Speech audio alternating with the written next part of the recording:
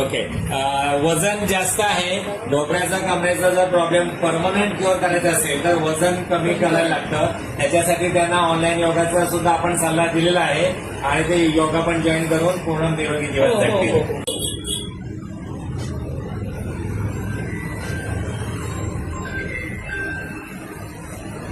A few moments later. एक पाय ठेवून असं आणि उठावं.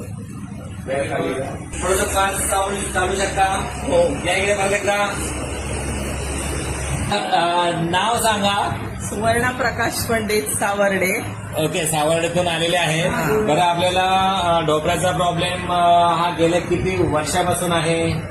ढोपऱ्याचा प्रॉब्लेम 6 महिने आहे. अजिबात मला 10 वर्ष मी मांडी तरी घातलेली नाही. 10 वर्ष. कारण त्याला तेव्हा सायटिका झाला होता 10 वर्षात. ओके, कमरेचा पण प्रॉब्लेम होता त्यांना आणि ढोपऱ्याचा पण.